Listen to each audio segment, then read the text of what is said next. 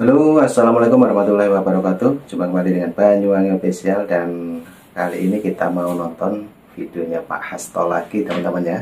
Jadi bagaimana serunya Pak Hasto ini?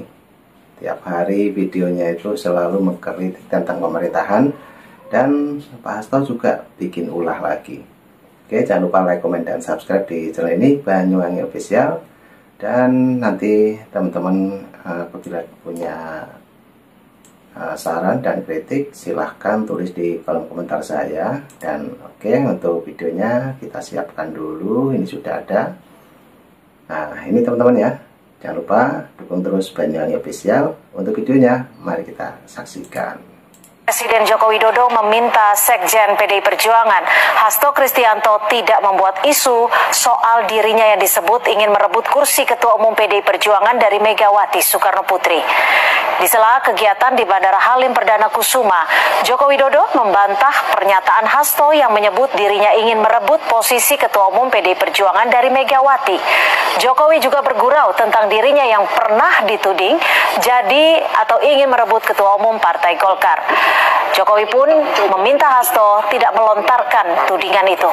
Suatu jawaban di dalam menghasilkan pemimpin-pemimpin. Sekjen PDI Perjuangan Hasto Kristianto menyebut Presiden Joko Widodo sempat berupaya mengambil alih kursi Ketua Umum PDI Perjuangan. Hasto bilang Jokowi menugasi seorang menteri untuk bertemu Rias Rasyid untuk membujuk Megawati Soekarno Putri agar kepemimpinan PDI Perjuangan diserahkan ke Jokowi. Rencana pengambil alihan Partai Golkar dan PDI Perjuangan. Jadi jauh sebelum pemilu, beberapa bulan ya, antara 5-6 bulan, ada seorang menteri, ini yang powerful, ada yang super powerful, ada yang powerful, ya, supaya nggak salah image. Ini ditugaskan untuk ketemu Pak Rias Rasyid oleh Presiden Jokowi. Pak Rias Rasyid ditugaskan untuk membujuk Bu Mega agar kepemimpinan PDI Perjuangan diserahkan kepada Pak Jokowi.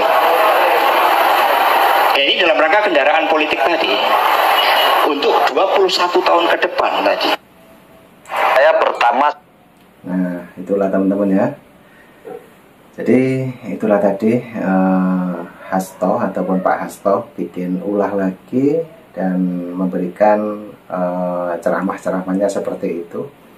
Dan bagaimana tanggapan netizen ya? Ini terutama saudara kita yang ada di Indonesia Timur ini mau mengkritik tentang video ini. Dan bagaimana kritikannya? Mari kita tonton videonya. Let's go. Sangat kecewa dan sangat jengkel sebenarnya ya, ketika Presiden kita Republik Indonesia dihina, dicaci, bahkan hari ini penggiringan opini tentang pemakzulan Pak Jokowi. Ini menunjukkan suatu etika dan budaya yang tidak baik bagi generasi muda. Di luar negeri orang begitu menghormati Presiden Republik Indonesia. Di dalam negeri ada oknum-oknum dengan kelompok-kelompok tertentu malah teriakin harus diturunkan, harus diadili. Dalam konteks politik ini Pak Jokowi ada salah di mana? Ya, apalagi kan sudah 2 periode nih. Konteks wilayah Indonesia Timur, khusus saya anak Papua. Ya. Saya hari ini bersama teman-teman keluarga besar Timur Indonesia Bersatu akan melakukan aksi di depan DPR RI. Ya. Kita punya ada sekitar 5 tuntutan yang harus 5 tuntutan ya. 5 tuntutan yang harus disampaikan bahwa kami akan selalu menolak yang namanya pemakzulan terhadap Presiden Republik Indonesia. Ya. Kami akan melawan mereka yang mau menurunkan Pak Jokowi, kemudian kami melawan hak angket yang salah sasaran. Iya. Terus hak angket itu hanya menimbulkan kegaduhan politik, politik, dan bisa memecah belah negara kesatuan Republik Indonesia. Kita harus memberikan dukungan kepada KPU, memberikan dukungan kepada Bawaslu untuk menjalankan tugas dan fungsinya dengan baik, sehingga menghasilkan hasil yang secara optimal yang kemudian nanti diumumkan pada tanggal 20. Kemudian untuk kelompok-kelompok atau golongan atau oknum yang lain, stop intimidasi terhadap KPU dan stop menyuarakan pemakzulan terhadap Presiden Republik Indonesia. Pak Jokowi itu orang baik. Iya, iya. Saya dari Papua merasakannya. Sangat merasakan ya. Saudara-saudara saya dari timur sampai di NTT sangat merasakan kebaikan hati Pak Jokowi. Dia presiden terbaik. Presiden terbaik. Kalau menurut saya, Ya. menurut kami orang Papua, dia presiden satu-satunya yang kami kenal. Iya. Yang bisa ngobrol bareng dengan saudara. Ya. Itu yang dilakukan oleh Pak Jokowi. Terus kembali lagi tentang kenaikan harga. Ketika kenaikan harga beras, ya kita harus tahu dengan situasi hari ini. Kita tidak tahu apakah panen di sana baik atau tidak. Terus dengan situasi yang timbul hari ini kan juga secara pangsa pasar akan meningkat. Iya. Tetapi satu yang mau saya kasih ingat, kami di Papua puluhan tahun bensin mahal, beras mahal, kan tidak pernah Tidak tegak. pernah mengeluh. Oh, gitu lah. Tapi kenapa di Terus kemudian hanya ada naik 2.000, 3.000 kok berteriak. Ini kan tidak masuk akal. Inilah yang akhirnya kayak tadi saudara sampaikan bahwa elit-elit politik kita, oknum-oknum tertentu dan golongan menggiring opini yang salah, akhirnya menghasilkan hal ini. Inilah yang akan menjadikan perpecahan antara seluruh masyarakat Indonesia. Iya. Harusnya sebagai anak bangsa dan sebagai anak Indonesia, mari kita memberikan edukasi dan pemahaman, memberikan keterangan yang baik dan jelas, jangan menggiring opini yang salah. Betul. Beberapa hari yang lalu ini kita lihat di depan DPR RI semua aksi ribut mengangkat kenapa harga beras naik, ya. Jokowi disalahkan. Di demonya berturut-turut ya. Ini akhir-akhir ini jangankan harga beras naik, Ya. tikus mati di jalan orang kasih salat Jokowi. Salah jaga Jokowi juga ya. Waduh. Ini kan penggiringan yang salah. Jadi ini penggerungan. Mari kita bersama-sama membuat sebuah fondasi politik yang Ya. baik, yang beretika, yang punya moral, sehingga anak generasi kita ke depan menikmati politik itu dengan baik. Ya. Tidak lagi menyalahkan politik. Politik salah karena opung. Iya. Jadi saya pikir, saya meminta juga bahwa kita stop untuk menggiring opini yang menyalahkan instansi atau pemerintah. Tapi kita sudah selesai pilpresnya, kita duduk bersatu. Perbedaan pilihan itu biasa. Hal yang biasa. Lebih baik habis pilpres sambil menunggu keputusan, kita duduk satu meja, kita kopi-kopi, kita sharing bagaimana ke depan, bukan ke belakang, atau hari ini kita berbicara ke depan. Sehingga mendukung program-program presiden terpilih ya ke depan ya. Jadi satu tentang kenaikan harga BBM, saudara-saudaraku, puluhan tahun lamanya kami di Papua, semua mahal Pak. Ya. Nasi lalapan mahal, beras mahal, apalagi BBM mahal. Kami tidak pernah berteriak. Tidak pernah berteriak ya. Dan ketika Papua mengalami hal itu, oknum-oknum yang hari ini berteriak tentang keadilan, mereka di mana? Kenapa mereka tidak berteriak tentang Papua punya kemahalan harga? Nah, itu teman-teman. Jadi itulah saudara kita yang dari Indonesia Timur mengungkapkan kesalahannya ya atas ulah Pak Hasto. Oke, kita tonton kembali karena videonya masih panjang. Oke. Hanya dikasih bansos, hanya dikasih beras 10 kilo, langsung telengar. Ini ibu-ibu, Ibu Mega yang baik hati. Nah, ini Ketua Umum PDIP ya, yaitu Ibu Megawati Soekarno Putri, langsung ditanggapi para netizen ataupun saudara-saudara kita yang melihat video tersebut. Oke, kita tonton. Sampai hati ibu menghina masyarakat Indonesia dengan mengatakan gara-gara diberi beras 10 kilo kelenger, itu penghinaan terhadap masyarakat ibu. Kami memang orang miskin, tapi kami memilih bukan atas dasar beras 10 kilo, tetapi karena hati nurani. Mengapa ibu sampai hati mengatakan kami memilih gara-gara beras 10 kilo? Mungkin bagi kami orang miskin ibu, beras 10 kilo itu memang sangat berarti. Tapi bukan berarti harga diri kami hanya sebatas harga beras 10 kilo. Itu penghinaan yang teramat berat bagi kami ibu. Jadi saya harap Ibu Mega jangan seperti itu. Jangan menghina masyarakat. Kami memilih Pak Prabowo karena Pak Prabowo memang bersungguh-sungguh. Sudah 2 kali kalah, Bu. Dia tetap ingin mencalonkan diri, semangatnya itu. Allah yang menggerakkan hati kami untuk memilih Pak Prabowo karena kesungguhannya.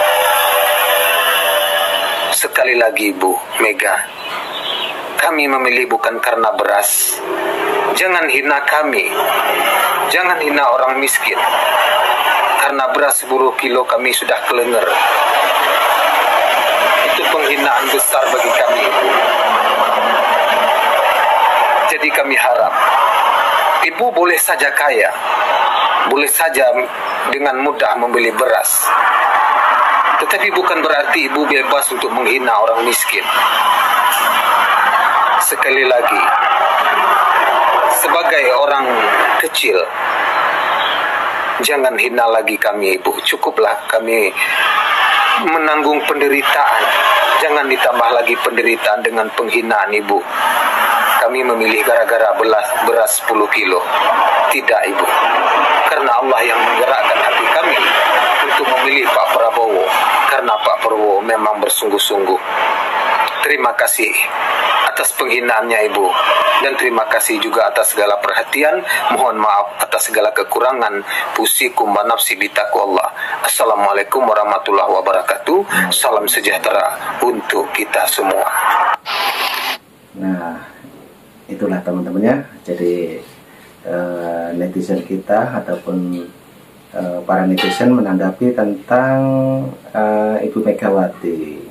Jadi ini ada lagi mungkin mau mengkritik tentang Ibu Mega ataupun Pak Hasto ini ya.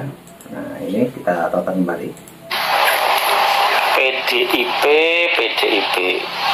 sakit hatimu ya, jadi partai yang sudah pernah duduk di pemerintahan 2 kali. Anda seperti anak TK ya.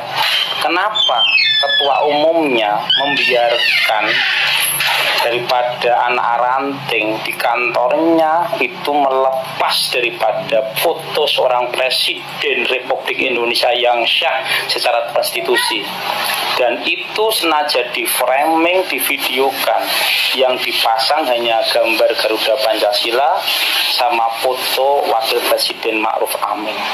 Ini adalah sebuah penghinaan bagi rakyat Indonesia.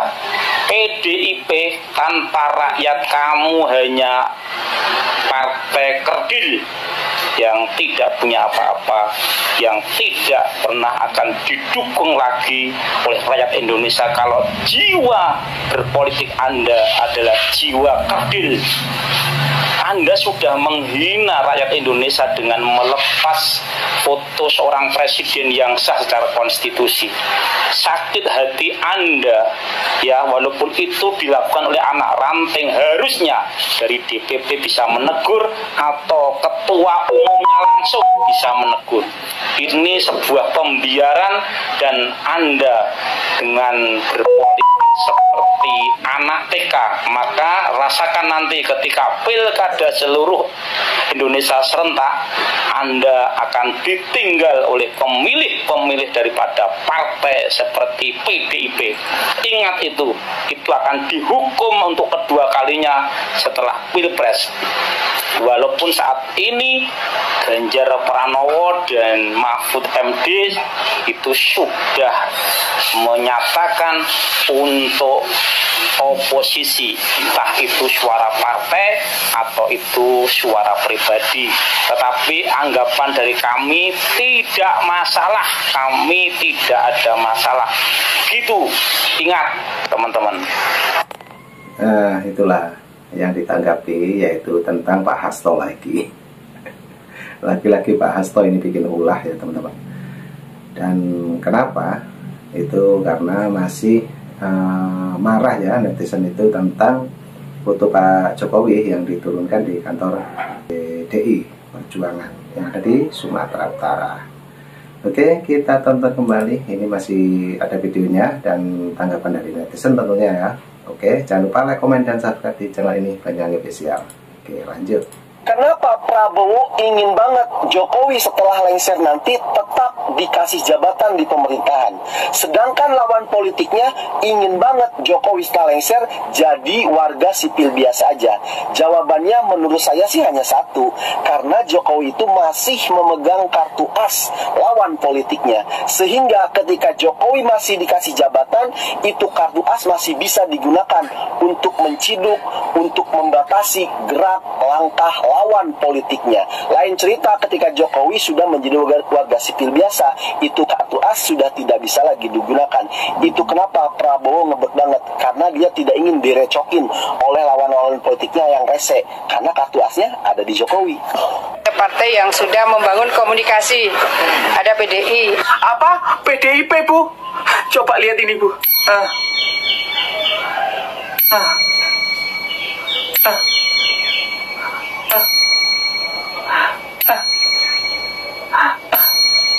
Lihat sendiri kan Ibu, bahwasannya masyarakat Jawa Timur tidak menghendaki dan tidak mau kalau Ibu Hovifah berdampingan atau berkoalisi dengan partai PDI Perjuangan. Ini bukan kata saya loh, Bu, tapi kata rakyat Jawa Timur ini yang komen-komen itu, Bu. Rakyat Jawa Timur akan memilih Ibu, tapi dengan syarat tidak gandeng dengan partai itu. Kalau tidak percaya, kalau saya dianggap fitnah, coba buka komentar-komentar di TikTok saya. Rata-rata masyarakat Jawa Timur tidak setuju Ibu bareng dengan partai itu, Bu. Ibu, mending sama partai lain nggak apa-apa, yang penting jangan itu ya. Nanti masyarakat Jawa Timur nggak milih Ibu loh ya. Bu, Ibu Hovifah saya milih Ibu, tapi kalau Ibu sama partai itu saya nggak milih. Yang lain gimana? Nggak milih juga kan? Nah, itulah teman-teman, agak sedikit ada lucunya ya. Jadi itulah tadi yang mengkritik tentang Bu Hovifah ya. Tadi juga ada mengkritik tentang Pak Jokowi, dan menurut tanggapan dari netizen tentunya. Oke, ini ada lagi, kita simak dulu. Yang terakhir sepertinya ini, mungkin videonya mau habis, kita tonton dulu. Sudah sering saya katakan, melihat sepak terjangnya belakangan ini, Presiden Jokowi itu seperti bintang yang mengemban cahayanya sendiri. Beliau telah menemukan takdirnya yang tidak terbatas sebagai arsitek politik yang ulung. Dulu mungkin beliau berperan sebagai politikus biasa, tapi sekarang beliau telah bertransformasi menjadi seorang dalang politik. Beliau mahir memainkan boneka-boneka politikus dengan gerakan yang penuh misteri, seperti seorang maestro dalam orkestra politik. Dengan sekali atau dua kali lambaian tangan, lawannya pasti terdiam dan terpaku. Presiden Jokowi itu tidak seperti manusia pada umumnya yang harus bersuara lantang mengklarifikasi setiap kritik yang menghampiri. Beliau telah mengajari kita kebijaksanaan diam. Kritik seolah mati begitu saja dalam hening, seperti kata-kata yang larut dalam angin senja. Beliau telah mengembangkan seni membungkam kritik dengan kerja-kerja luhur kebijakan, yang seolah memberi pelajaran bahwa kritik juga bisa bungkam dengan sendirinya begitu memasuki wilayah kuasa. Tentu saja, teori mendem jeru dan nabok nyele tangan adalah ilmu tingkat tinggi yang hanya dimainkan oleh para ahli dan seorang Jawa Tulen. Lihatlah, di balik penampilannya yang sederhana, tidak tampak menonjol secara intelektual, tapi siapa yang menyangka bahwa di balik sosok yang sering dipersepsikan plonga-plongo itu, ternyata tidak kalah hebat dan berani menyusuri jalan terjal politik. Prestasi politiknya melampaui pencapaian semua politikus senior di negeri ini. Seperti seorang seniman rupa, Presiden Jokowi telah menciptakan lukisan politik yang menarik, menggambarkan perjalanan yang menggetarkan hati dari seorang yang pernah merasakan dinginnya dunia politik menuju ke dalam pangkuan kekuasaan yang menenangkan. Dalam 2 periode kepresidenannya, waktu telah menjadi guru yang bijaksana bagi Pak Jokowi.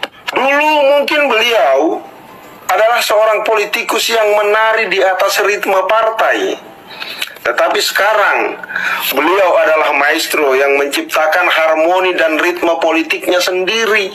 Dengan keberanian yang kuat dan kemampuan yang tajam, beliau telah mengubah papan politik menjadi pentas besar yang menarik perhatian seluruh penonton.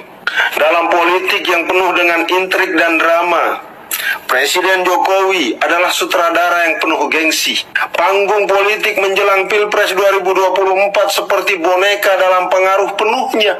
Calon-calon presiden yang tidak mendapat sentuhan Jokowi nampaknya seperti pahlawan tanpa pedang. Hampir tak mungkin untuk bersaing dalam tari politik ini. Seolah-olah Presiden Jokowi telah menulis naskah yang tak tertandingi, mengarahkan setiap karakter dalam drama politik ini untuk bergerak sesuai kehendaknya. Namun, di balik semua nuansa dramatis dan simfonis strategi, kita perlu tetap mengingat esensi demokrasi yang memberikan suara bagi semua pilihan. Meskipun Presiden Jokowi adalah bintang puncak dalam pesta politik, tetaplah penting bagi kita untuk memastikan bahwa suara-suara lain juga didengar dalam keramaian tersebut. Jadi kamu pilih yang mana? Pilpres 2024 atau perpanjangan masa jabatan? Jawab saja di komentar. Thank you. Thank you. Ya, thank you. Terima kasih kembali Mas ya. Oke teman-teman, itulah tadi yang kita tonton. Videonya memang sangat panjang sekali, dan itulah karena ulah Pak Hasto juga mencopot foto dari Bapak Presiden kita. Juga ada tadi mengkritik tentang PDIP ataupun Ibu Megawati Soekarno Putri. Jadi mungkin teman-teman punya pendapat lain, silahkan tulis di kolom komentar saya. Dan nanti juga ada video lagi, tunggu saja di Banyuwangi Official. Oke, terima kasih semuanya. Assalamualaikum warahmatullahi wabarakatuh. Thank you. Bye-bye.